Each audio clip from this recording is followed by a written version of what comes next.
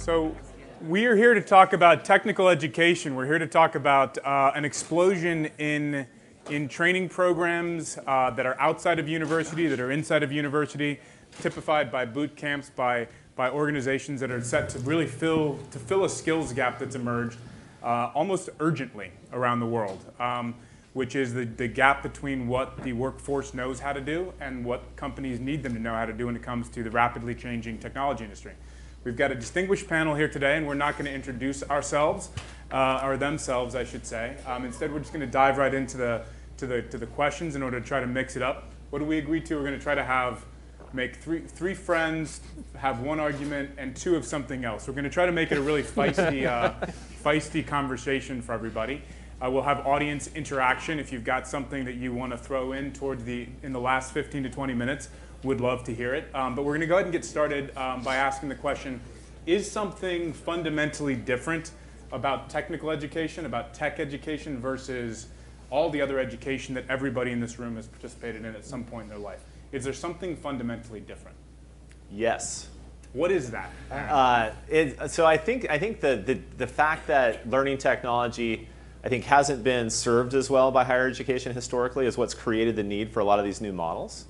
And I think the way software developers in particular tend to learn things is quite a bit different than what kind of the traditional models provide. Like just how you think about sitting down to learn a new language. Part of it's like picking up a new language, learning how to use the creativity to solve a problem with that language that actually drives towards value in the end is something that I think is very difficult to put a lot of structure around, which leads to some of the issues around how do you build programs and degrees and more structured things even online like we do to serve that need. But I think there's definitely something clearly different about learning technology than some of the other skills you would learn in a liberal arts degree. No, on the disagreement front, does anybody disagree with that? Well, in the interest of at least raising a disagreement, I mean, there's, all education is susceptible to sort of a meandering path in which the journey is as important as the destination, and a more direct path in which you really identify exactly what you want to learn and you learn those things. And I think that tech skills are more susceptible to a direct path, but they benefit from a more meandering path, and other things are less susceptible of a direct path. So you asked the question about, is it fundamentally different? I don't think it's fundamentally different. I think it's on the spectrum of all kinds of learning. Sure, I think there's differences. I mean, we run 3 medical schools. It's very different from how you teach accounting, which we do, or in different applications. We both have a lot of exam review or test prep kinds of applications. Well, that's pretty different from a degree or a more vocational skill that you're trying to teach. So there's definitely differences across, and then there's some foundations and fundamentals of learning science, cognitive science, and structural design that probably cut across almost every area. Yeah. Well, another big difference, though, is that the tech landscape is changing so quickly, right? I think that complicates things even further and how you learn. But like in software development, it's pretty well accepted that the half-life of those skills is about 2 to 3 years. Right. So every 2 to 3 years, half of what you know has to be replaced by new knowledge to be, helpful today. And then not just the replacement or the half-life of the skill, but also the expansion of the need of the skill around. Yes. There was a great talk yesterday by the founder of Stack Overflow, who pointed out that really between the time of your alarm clock going off and getting to your job, you probably interact with millions of lines of code which have been carefully written by thousands of developers. And that pervasiveness is brand new in the last generation and is only becoming greater and greater. Right. I think all that is completely true, but it's also true of other disciplines, and it all is susceptible of a broader approach. That is, you can think about how to think like a coder does, and how a computer works, and how technology thinks. And yet, the actual technologies change over time. In the same way that if you were teaching about American elections, you would have to have a different course every day as an election evolves. But basically, you start off with understanding how the system works, how many, what a delegate is, and how many delegates you need, and so on. That applies all the time, no matter what happens over time. So you could equally say, I mean, elections electoral history changes faster than coding does. But we don't think of it as something that is fundamentally different from other education. And here's the thing. So this brings up a really important kind of question, which is when you talk about fundamental differences, like the word fundamental is fundamentally critical to that sentence, right? It's like I heard something fairly controversial last night, which is that there is actually no fundamental difference, but that what the code schools are teaching us is that we're doing education wrong everywhere else, right? So how many people, this is something John Katzman did last year at one of these things, it's like how many people took a language in school, and everybody puts their hands up. How many of you ever spent a year or more in that country, right? And fewer hands go up. How many of you still speak the language? And like, no hands go up, right? Revealing that we don't actually teach languages successfully. So is this the canary in the coal mine of an education system that's not actually teaching effectively? No, as a guy who runs a coding school, I don't think I don't think it's the canary in the coal mine. I don't think that in any next few years where boot camps, our competitors are ones that have even yet to emerge, are going to replace universities in that grand sense. I think they complement really strong. I think the power of being a coder is only getting higher, and what that requires is actually more emphasis on understanding the morals and ethics of the impact of your work, because it can have such a broader impact by writing just a few lines. You have to think about much more than you used to whether you should write the program, or how it should be licensed, or what it should be priced as. And so the business impact of what you're writing, the cultural impact of what you're writing is growing as well. So no, I don't think there's a replacement of the university just because there's a very, very focused ROI-based education model that's emerged. I do think it's a very stable part of the education ecosystem. But no, like, you're not going to see no more English majors coming out of schools. I think it is a good question because, part of it's probably the fact that the universities haven't adapted as quickly as the technology landscape has, which kind of creates that divide that's brought these coding schools into existence. And so, I mean, the question, like, is everything else doing it wrong, or is it the fact that technology has become so pervasive today, like in the last 10, 20 years, that's fundamentally changed the way education should work, right? And we haven't, like, macroly, kind of at a macro level, adapted quickly enough. Like, today, 50% of the jobs in the US require some level of technology skill. And in the next decade, it's going to be 77%, according to the US Department of Labor and Statistics. So almost 80% of jobs in the next decade are going to require these skills. And, like, are we adapting to that? So is that a temporary shift? Is that a temporary opening for new players like us, or is that? Well, I think education. I mean, I guess the fundamental question. Now we're getting really deep here. Like, is has technology fundamentally changed the needs around education?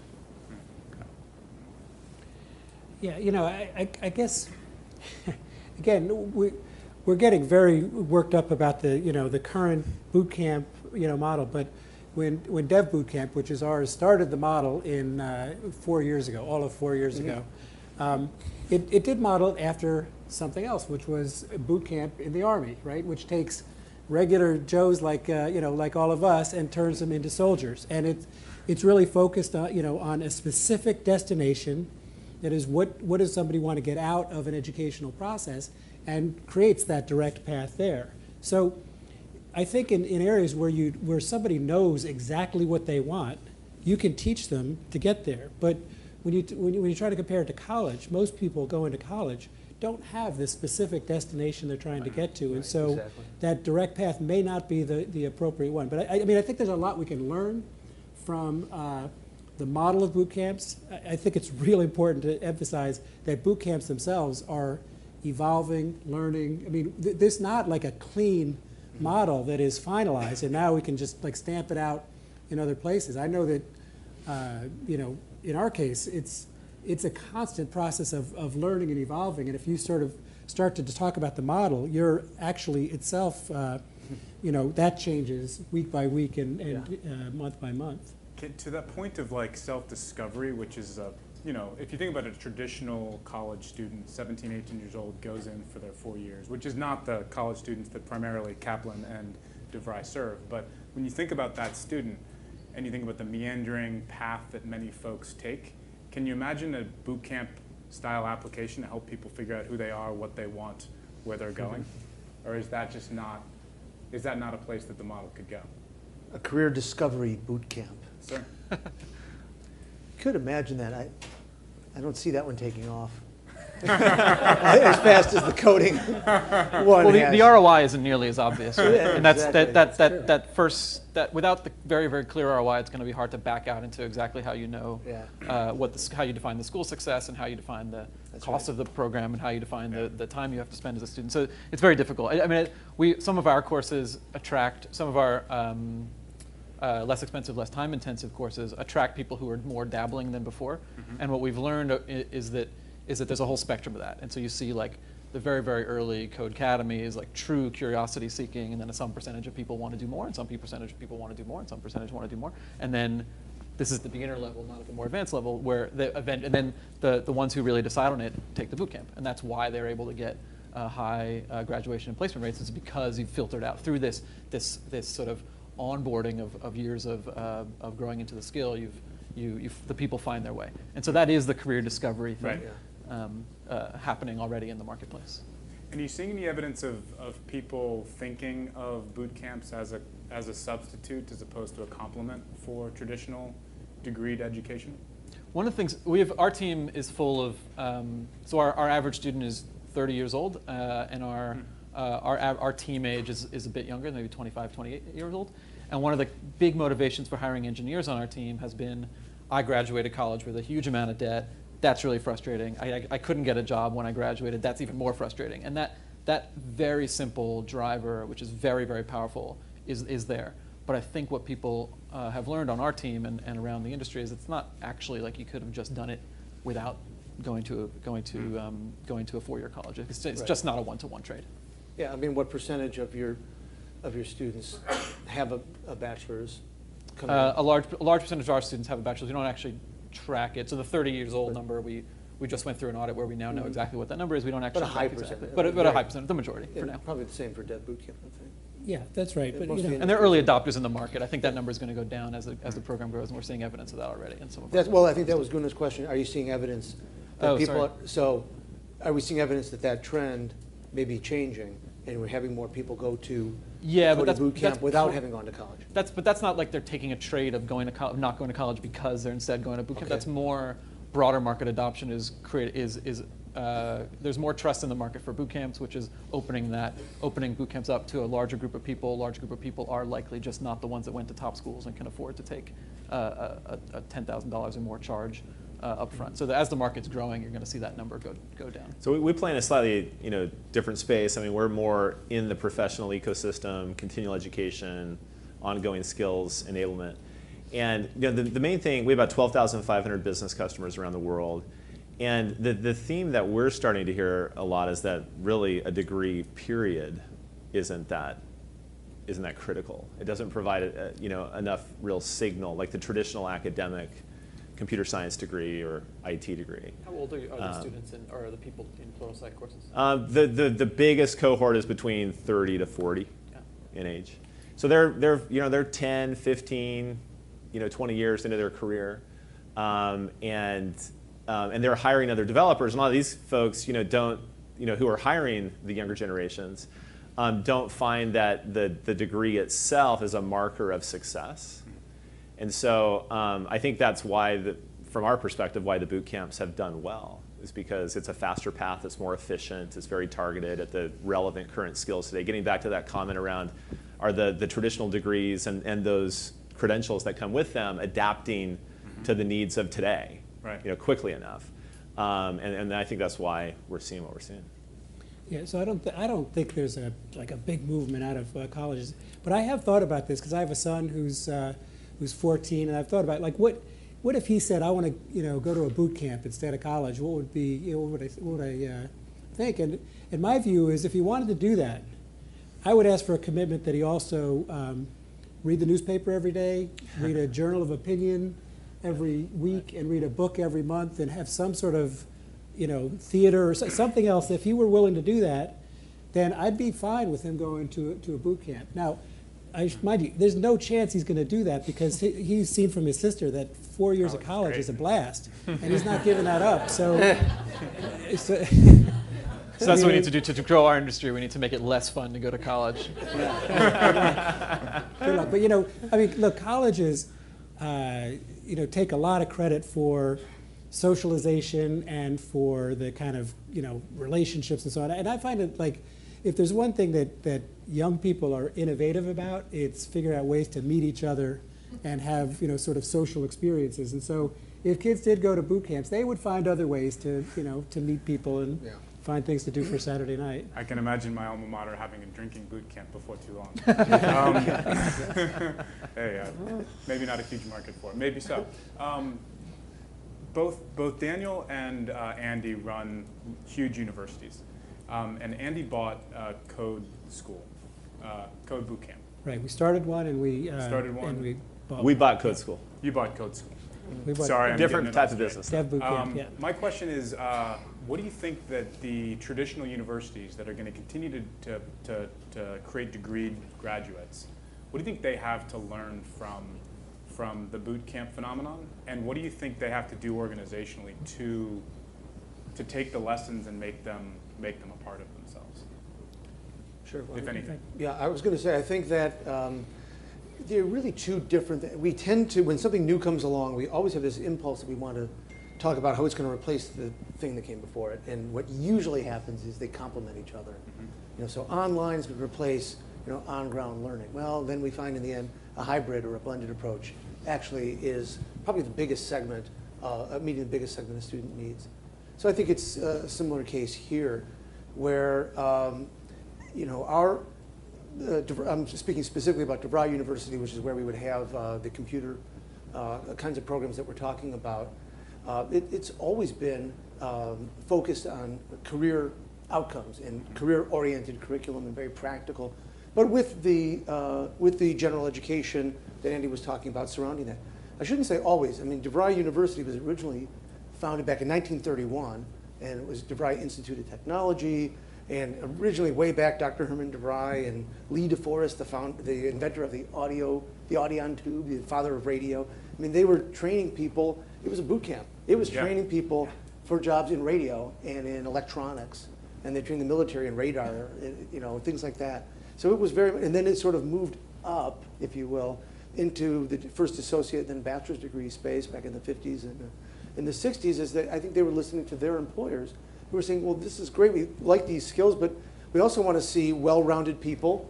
We want to see the soft skills, communication skills, teamwork, those kinds, being able to write and communicate, which sort of naturally pulled them up into the degree space then, and now we're seeing the cycle here play itself out kind of in a new era. Aaron, are you seeing that?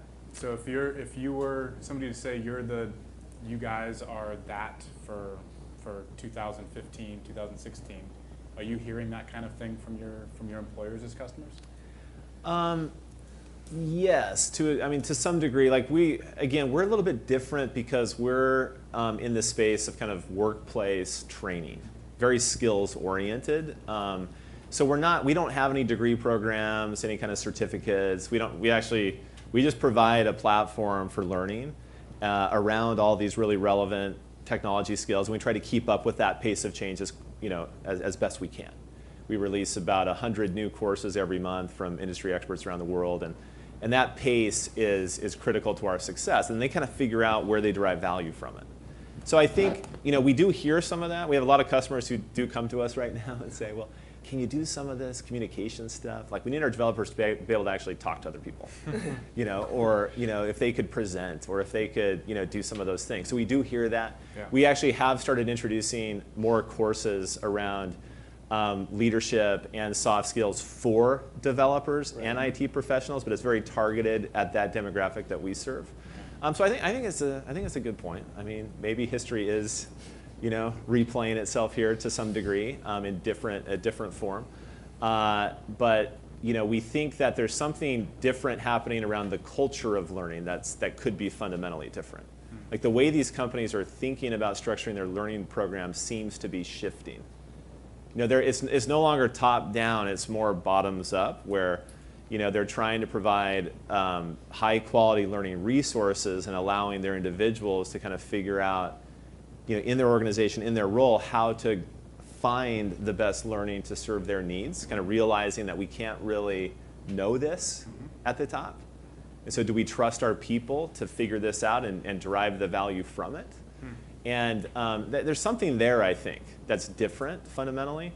And online, the online kind of evolution is what has enabled that for the first time. And I think it is interesting to question whether or not like the boot camps would be successful today without all of that online stuff happening around them. That really facilitates a big part of that journey. Like, would they have been successful like in the current form 10 years ago if there wasn't this supplemental kind of body of knowledge around them? I don't know. I'm not sure that, well, let's put it this way. I think there's a lot of really intense scrutiny within boot camps as to how students learn, and I think that universities can learn something from that. But I don't think the rise of boot camps is an indictment of computer science curricula at universities. I mean, the fact is we're facing a sort of a gap in that the economy is going to require 1.5 million technically trained people, coders, over the next 5 years. And computer science programs are turning out about 50,000 a year. So, boot camps right now, 16,000 this year. That'll grow, but you see a huge gap, and that's really what boot camps are responding to. Not forget about getting a computer science curriculum, because the fact is, if you want to get a job at a top tech company, you're probably not going to get it out of a boot camp as much as you would get it out of a computer science degree from a good university. Some, top tech firms are hiring out of boot camps, but they'd love to get somebody who has 4 years with a lot of theory as well as practice that comes out of a university. So we can have a great disagreement here. So There we go. There it is. I think specifically in computer science degrees, the boot camps, well, first of all, yeah, there's an economic argument which is the biggest driver. It's definitely true. 50,000 versus 1 million you can't get around that number. That's a big piece of the landscape here. But it's also true that computer science degrees teach you a lot of theory. They use languages which are not used in the marketplace, and they are typically, at the moment and for the last 15 years, behind the actual market of any job you'd want by about 5 or 10 years. So it's that pace of change thing. Yeah, that pace of change thing. And also the people who teach CS at colleges are generally, and this is definitely a blanket unfair statement at some level, but are generally interested in creating more computer science students or professors as opposed to people that can actually use the skill. So this skill, which is fundamentally so useful and practical, is being treated like it's a high-minded theory that teaches you, learn how to learn in college. And that boot camps are an indictment of that. The people that we hire as a mentor team around the country and the people that work on our HQ team are very much of the mindset of, you really can learn this on your own, you really can learn this with help, you can really learn this without all that sort of high-minded theory stuff. Yeah. You can do it a lot faster, you can do it a lot cheaper. And most of my learning I'm going to jump in here. Computer science. Way overstated. Because people said that about law school too. You spend 3 years on all this theory and the law professors are teaching you, right? And then you go to Kaplan to prepare for the bar. I remember my wife said, I learned more preparing for the bar about practically what I'm really going to do, or in the first few months of working in a law firm. And if law firms, or if the legal industry allowed, it didn't have the reputational need that it has, and if it was allowed where anybody could be the next Facebook, basically, where that promise was always there, then you would. I'm sorry, the argument only works if you follow it up with, and the theory is not useful for the job. Right? That's the piece that you have to demonstrate. And I think that's what we're finding a lot, is that the theory and it's not because there aren't jobs writing search algorithms or the future of sort algorithms or really important stuff that requires a lot of theory, but that most of the jobs in tech just don't require that stuff. Like, it just doesn't. And so you don't end up using that stuff on the job. What you find is that you spend the first 2 years of your career finding a good employer, and that mentorship you get on the job is actually much more important. I don't know. It seems to me that unless you're playing basketball in Kentucky, probably your highest expected earnings is going to come out of a computer science degree from Stanford. And they teach a lot of theory, and some of it's probably behind, but those students are extremely attractive. And of course, Stanford is Stanford, but as you work your way through, companies want people who have the basic grounding in that theoretical base because they can teach them the specifics. But there's a whole host of, I'd just be curious, could we do a quick survey in this room? I'd love it. Absolutely. Like just all of you here, when you look at the software developers in your organizations, would you say, generally speaking, the best ones, how many of them have come from a traditional comp sci degree? The best developers in your organization, raise your hands. Gosh, I would think so. Okay. And how many of them have not come from that degree? That's probably a pretty even split, which I think speaks to the issue, right? Because I think you can't, like some of the best developers I know do not have that. That's definitely the case, but if you look at the numbers that we just talked about. Really, that's an edge case. Is it? Well, it's not, I don't think it is an edge case. The room is an edge case? Or Data structures, you're going to learn it from a boot camp? No. Yeah, no, you can. People learn that from books. They learn it from the boot camps. They learn it from friends. You can learn it outside of a traditional. Have you guys at Pluralsight? So we have courses on that, for example. have you guys done a kind of market mapping of the degrees in order to identify how the actual market looks from that perspective? Anybody? I'm imagining it would be right up your alley, but no, we have not done that. Because again, we're not really playing directly in the space of at the hiring moment. Right. That's not where we compete. So we don't look at that as much. Stack Overflow has they do this annual developer survey that might touch on some of that. It has a lot of interesting data, but do you guys? It does. Stack Overflow is 56,000 people surveyed. This is maybe the beginning of this year. Yeah. And it was 34% of them have a bachelor's degree in computer science or related field. That's 34% of people that are visiting Stack Overflow. So 66% do not. 66% do not, and they identify as well as self-taught. And that's Right. That's when you think about who's taking that survey, it's actually not the 1.6 million programmers or software engineers that the BLS identifies. It's the 6 or 12 million people that are actually coding as part of their job. Right. So yes, there's data structures and there's parts of CS which are crucial to understand the full history of, and frankly, where the best research and development is happening in the university. And you need that theoretical background to make the next innovation. But that's not most of the industry, it turns out. And so they can coexist. Writing crap code too, right?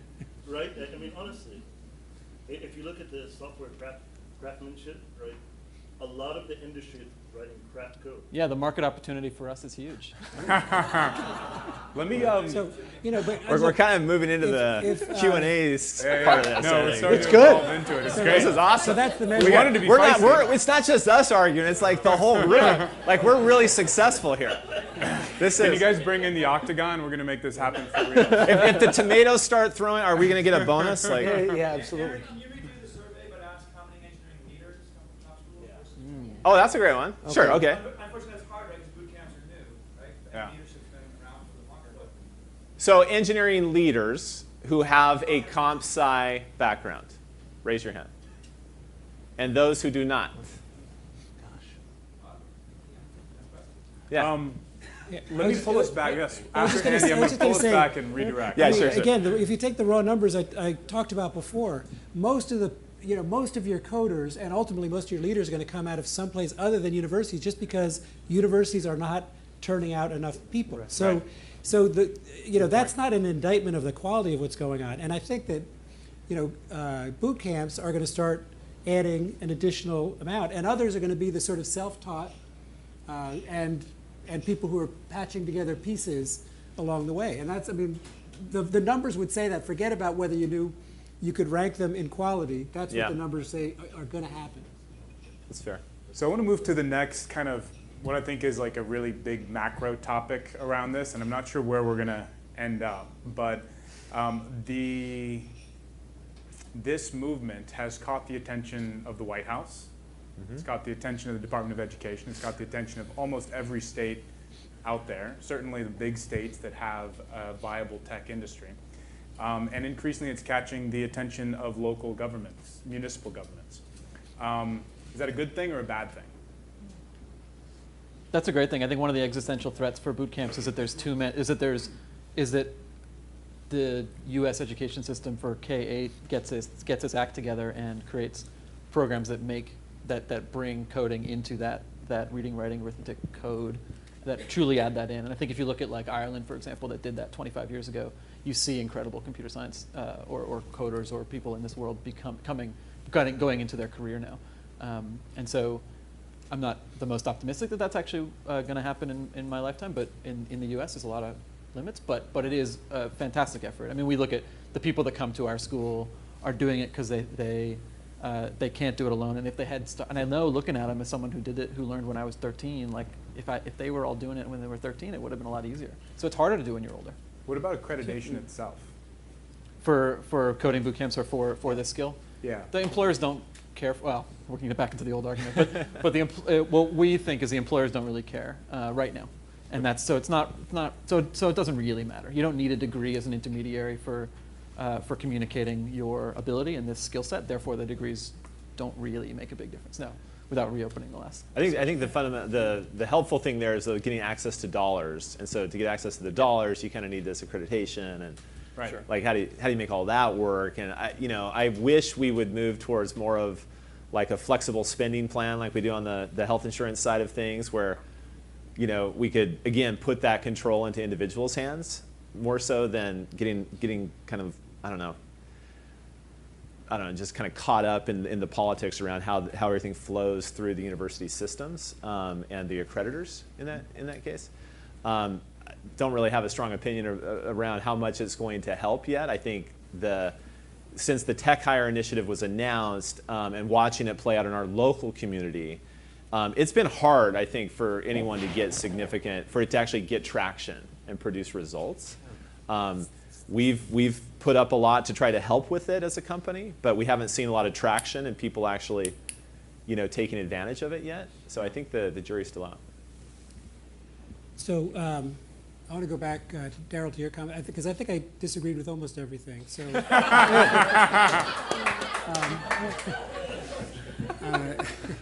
let me start with the minor, because I think I heard this, that an existential threat to boot camps would be if the country introduced coding into the primary schools and beyond. I actually think that, boot camps, that would be great for our country and ultimately for boot camps if there was a real solid sort of coding background that kids tended to have coming out of elementary schools, high schools, and colleges. And then the job of boot camps is to add to that, to create the more sophisticated, to be able to add on to that in a more sophisticated way. And that's going to be, the job of boot camps is to evolve in that way. And I think it will happen in that fashion. But on the issue of the government getting involved, that would be great. Speaking as somebody who has seen this movie before, I'd say the way the government gets involved is to put money out there and then say, okay, but in order to get the money, you have to meet certain standards, and those standards tend to be input-based standards, and you can imagine language like schools must have no less than 10 weeks of of in-person training, no less than 5 hours a day, and don't forget the number of books in the library. Yeah, exactly. And so I think Dev Boot Camp, the one that's part of Kaplan, is the oldest boot camp immersive boot camp in the country, right? 4 years. When I talk to John Stowe, who owns that, my first question is, what have you learned lately? Not how many students or what, it's what are you learning about the model to evolve it? So we've been around for a little while by the standards of these things, and we're still figuring it out.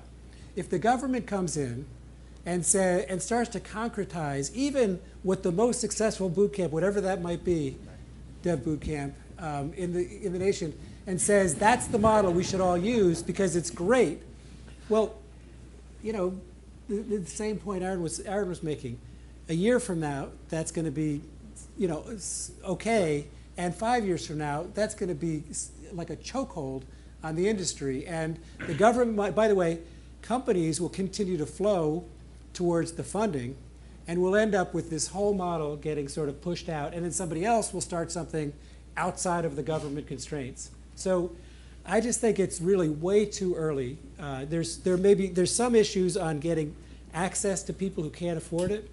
we got to figure that out, but I kind of think that government money coming in and concretizing the way the standards of today is potentially a big mistake. I think that's right. Darrell, what do you think? I agree with that. I think it is too early, and I think there's really only one reason that would one catalyst that would force that kind of oversight to come in, and that would be Bootcamps pushing the truth because they've taken VC money that pushes people to grow month over month, that pushes a little bit of fudging of details that turns into a bigger and bigger scandal. And so there's pressure for our peers to perform, and I think we as a relatively, frankly, if you look at the group of people running these things, arrogant group of people, we need to self-regulate a little bit so that there is an outside regulation, and that will be our undoing. And so transparency and clarity in how we calculate graduation rate, debate about whether which way is exactly the right way, and all the details that make up actual audit reports, and using third parties like we're doing, and Flatiron started in the offline world, we started in the online world. Those things are really important to keeping that kind of, whether it's government or whether it's private lenders, forcing that on the group for longer so that the innovation can keep going. I agree with that. Yeah, and one thing I do worry about it that you alluded to is you have this sort of Silicon Valley perspective brought into an education environment. And Silicon Valley hopes for and expects very quick returns. We expect to disrupt the market in 3 years and have it completely change. Whereas education takes place over many years, the decades. feedback loop is long by and nature. that mismatch is a very dangerous one. Yeah, well, absolutely. and don't you think that's, just in general, if you look at how much money is flowing into the education space as a whole, and that could be contributing to, And a much bigger issue. The place to look at it is who's taking the risk. So we've seen when schools take the risk with venture money, that's perfectly good. That's exactly what they're supposed to do. When you take venture money and you put the student's success at risk, and you say, well, we don't know how this program's going to go, but let's get 500 people in it for thousands and thousands of dollars that they're going to have to take out a loan for or spend of their savings, and months of their time while they're in a job and supporting their family, and then let's see how that goes. That's the student taking the risk. That's where it starts to. That's really, really trouble. And we've seen that a couple times, and basically that's not what's happening. And everyone still has good intentions, but if you aren't careful about who's taking the risk with VC money, then or pushed by VC money, then you can really end up in trouble. I'm fascinated by the idea of self-regulation. Can we dig into that and see what? So, I think back to the kind of origins of the structures that the government has in place to measure how many books you have in your library and all those kinds of soundbite things, but that are real accreditation challenges that anybody running a school has to deal with. And it goes back to like post-World War II GI Bill money with lots of fly-by-night stand-up schools that were ripping people off for not their money, but for the government's money, right? That's as I understand it anyways, that's the origin of a lot of that stuff, was an immediate response to something. How could this emergent industry make a kind of mutual accreditation process work? What would that need to look like to be meaningful and critically to be trustworthy to taxpayers and those who are guardians of taxpayer money to start to provide some of it to these organizations? I think whether there's government money or not, and I think it's interesting to hear that there's not a lot of push or people saying, oh, it would be great if there was federal student aid for boot camps. I'm not hearing anybody say that, which I think is great. But even without that, I think having self-regulation, having standards, the industry could get together and decide on standards for how are we going to, how do we talk about the success of the students? Right. What counts as an employment coming out of a boot camp? What if they got their employment before graduation? Does that count? Does that not count? How do you count? Is it in field? Is it out of field? Let's set some standards. That has been done in other industries. That could be done here. Yeah, what the obvious thing about boot camps, the whole point of it is to make you employable, right? So the measures ought to be, are you getting a job? Are you getting a job, and is it at a certain level? Are you capable of doing the things that an employer wants for you? Like, why not dispense with the middleman about how you get from here to there and measure based on the outcome? There are very few people who are coming to boot camps just because they want generalized knowledge. They want to get a job and they want to be a programmer. And so I think that's really what all of the accreditation or licensure or self-regulation ought to be built around. And there are standards to be sure that people are reporting these numbers in a common way would be important. Yeah, and I think Kaplan has a big advantage over us who are, I mean, we're going through this for the first time, and all the peers I talk to are going through it for the 0th time. Like, so Kaplan has a big advantage. Knowing the history of the last 100 years there is going to be really important. And I'd love to read the book on that, or just sort of know that history. Might have to write it, my friend. The one thing that we've just barely touched on, but I think most people in the room are probably interested in, is the pedagogy, andragogy. What are we learning about learning, right? From all of these experiments, from all of this work that we're doing, from filling in this gap. What are we learning about how people learn these kinds of skills most effectively at large? Well, I think one of the things that we've learned as an organization is that the quality of the content, the instruction, and we're not in a live classroom setting, so I'm thinking of this more in terms of the video and the other types of content we provide, is critically important to get right. When you're talking about scaling an educational model online, you have to, I mean, it's all about the quality. You know, so quality becomes paramount in kind of the effectiveness of the learning. And we found that we need to provide 2 other things, what our customers have been asking us for. One is the measurement of that learning. So these data points along the way, like where am I at with this skill set today when I start? Where am I going to be a week from now after I put in 20 hours? A month from now, 2 months from now? And how does that map to the rest of the industry?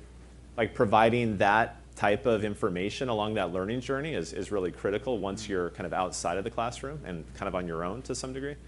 And we also find that that human touch, that human connection is still really valuable. Like all the intangibles you get from going, you know, to the classroom that you don't have in the online experience, where more and more learning is happening today, still needs to be provided somehow. Mm-hmm. So how do you provide that? And so that's why we as a company have been investing more of our time and energy and resources into developing these online mentoring models that allow our students to connect, find and identify the right person to talk to who can actually help them in this moment in time, and allow them to have this learning experience, you know, through that online capability. And so the combination of those things, high quality content, the kind of assessment capability and data points you need, along with that ability to raise your hand in this virtual classroom, I think are things that we find are critically important to keep learning, keep the quality of learning really, really high as we move more and more online. One thing we're seeing is regarding the whole online, on-site aspect of it. From the degree world, we've found, of course, over the last few decades, more and more students are going online. But we keep hearing it increasingly and finding that we think there's a subsegment who are really going online, not really because they want to, but because they have to. Right? They just can't get the class they want when they want. If they could, they would come to campus. Yeah. They would actually It's accessibility. It's the accessibility. Yeah. And they actually are craving the real-time connection with their professor and the fellow students. That's a little bit missed. Online's great, but it's asynchronous. And that's sort of the pro and con of it. And so the team started to think, well, what if we could do both, or approach both and give you that by connecting all of our physical classrooms and sort of treat it like one giant campus with a centralized scheduling system, and then have super high-end video, like Cisco telepresence quality interaction from classroom to classroom. So that by doing that, then you'd have more opportunities to take the class you want when you want it, because if it's not available at your local campus, well, maybe it's in New York or maybe it's in Chicago, and so you can kind of pipe into that class. And so we've been working on that for the last couple of years, and it's now rolled out and starting to really get traction. I think that could be another form of the blend that we've been talking about, is you know, just super connectivity on site. Got it. And what I'd like to do at this point, we've got 11 minutes left in the session. I'd really like to open it up to conversations, and I see our third hand in the back. Sir, go ahead, right there, yes. Two-part question. So two-part question. The first is, there is this notion from Silicon Valley, which is that software is going to eat software development in the sense that you're going to get better and better tools. So the developers of tomorrow are not going to be learning fundamental JavaScript or Python or things like that. Things are going to be more drag and drop. So how do you, as boot camps or whatever, how do you sort of tackle that, right? Where tomorrow the curricula and the companies or organizations that are developing these brand new tools will provide the education, will provide the tutorials, and will provide that guidance that the developers will need to learn these new skills. So is there going to be need for sort of software courses? And second part to that question is, how do you tie that back into specific industry roles? So how do you make it applicable, not at the, now I know JavaScript, let me go out and build this great app or whatever, but how do you tie it back to specific industries, specific job profiles? How do you, so those are sort of the two things that I'm wondering about. Interested to get your thoughts. I'll take the first part of that. I mean, the first part you're touching on really has to do with abstractions in computer science and how you think about the creation process. Like, where do you want to play in those abstractions? And as software development evolves, the abstractions, grow, and the types of tasks you do to solve problems change. This gets back to the earlier point about this pace of change. That's part of this evolution. It doesn't change, I think, some of the fundamentals, to use that word again, around how you actually think about creating software to solve problems for humans and becoming more like a human being and in terms of what they can do.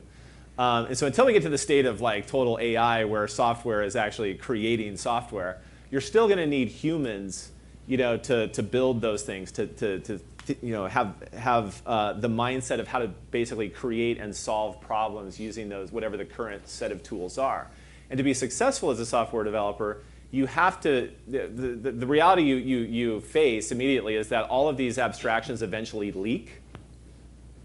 They always do. And so then to solve the leaky abstraction issues that you face, which turn out to be bugs and other problems in the software, you have to be able to kind of look under the hood. When you say leak, you mean an abstraction layer where the underlying thing pops up. Because you can't, we all drive cars, but probably not, a lot of us in the room don't actually know how the engine works, what's under the hood. But eventually you'll have a problem with the car, it breaks down, and you've got to take it to a mechanic who knows how to look under the hood. And obviously they know how to use the car, that's the abstraction, but they know how to dig in the hood and solve the problem. So in software, you have to be able to do that. The question is, how far down do you need to go?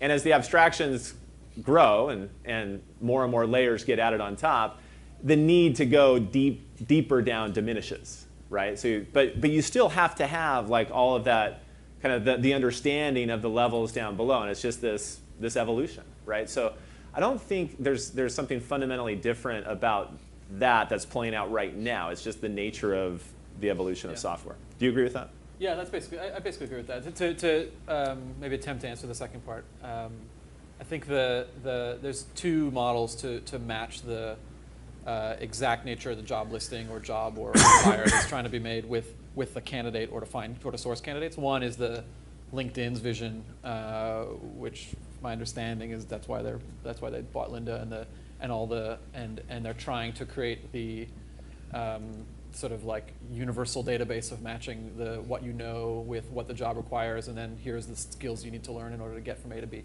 And that sort of automated solution on scale, which has that sort of bright-eyed vision to it, which sounds great and is some sort of a holy grail. I suspect it's further off than they want, but that's cool that they're going to try. And then there's the other model, which is basically Thinkful's model, which is there's one-on-one mentorship where every single time you talk to your mentor, you get a little bit more guidance and tailoring of what you're learning to the job you're looking for. And both sides of that equation are changing as you go through the program. So what job you're looking for changes as your interests grow, and what your mentor is teaching get adapted a little bit to what you're talking about. So maybe it's a little framework, maybe it's less versus SAS, or maybe it's Rails versus Python, or maybe it's entire areas, maybe it's design instead of programming altogether, something like that.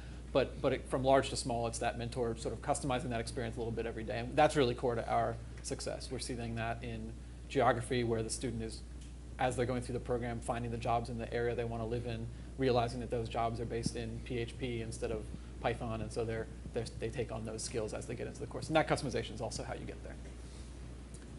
As a person from LinkedIn in the room, I hope not far away. What's the timeline on that? When are we going to start seeing it? Self-identified. If I could I would just add one, Gunnar, I just want to add one more thing to that. Because it's always so interesting to me in education that people make this assumption that an education program really won't change very much. You know, just because we go back and visit our elementary school or our middle school and high school, it looks pretty much like it was when we were there. And you know, the schedule is the same. There's teacher up in front and so on. And same with our, you know, with our college. We've been conditioned to believe that an educational program will stay about the same. But we don't. I mean, I just saw a video yesterday of a Google robot that, I don't know if anybody saw this, sort of a human-like legs just walking around.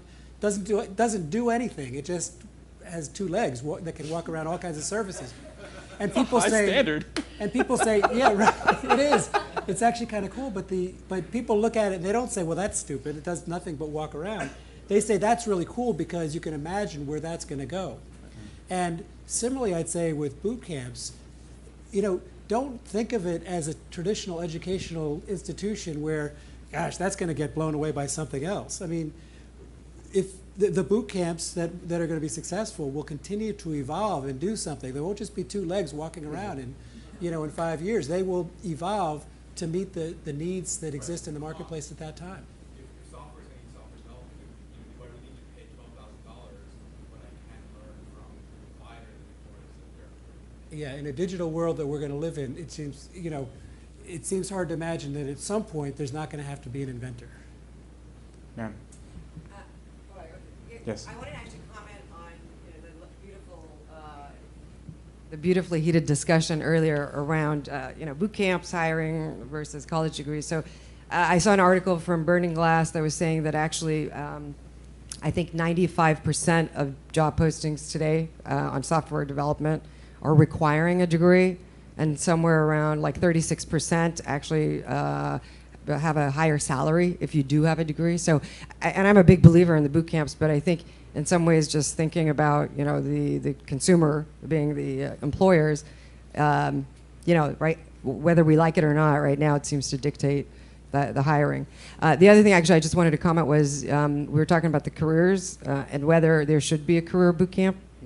So one thing just to think about is, as somebody who's done that, is, you know, the outcomes is showing that people who don't know what they want to do, but if you actually guide them, shows a 4 times actually higher likelihood to convert to a student, and what we've shown is a 3 times higher likelihood to a 5th course complete.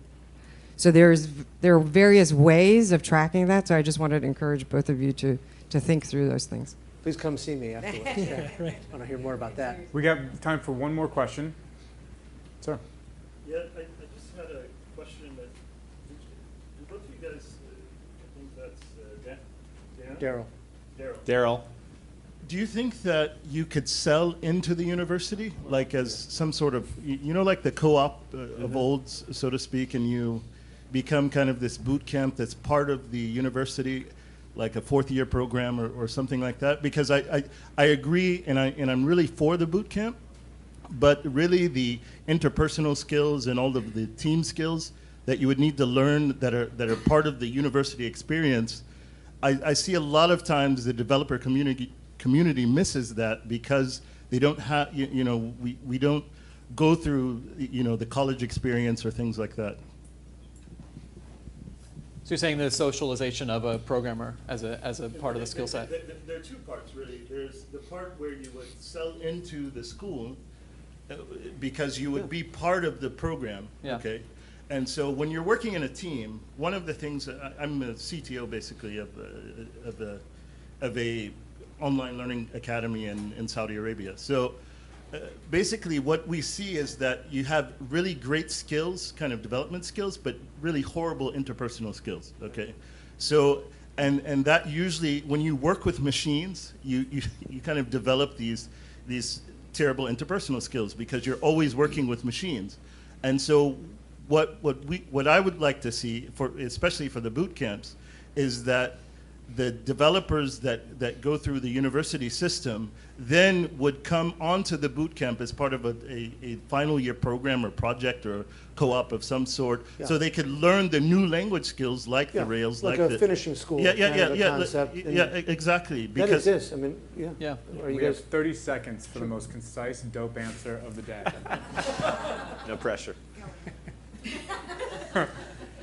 Well, we're seeing finishing schools, that model. I think several traditional universities who don't really have great career outcomes have turned to some boot camps, not just for coding, but Yeah. for sort of business schools, interpersonal skills of the kind that And you let me just mentioned. add to that. You can get interpersonal skills from a boot camp. I mean, a well-designed boot camp has, Dev Boot Camp has a program called Engineering Empathy, which focuses a lot on feedback and diversity and allyship and things like that, and focuses specifically on integrating women and minorities into your workspace. It's actually a very powerful program that turns out people who are not just good coders, but good parts of a coding team. And I would like to thank our panel and thank our audience for a really good conversation. Thank you. And our moderator, oh, Gunnar.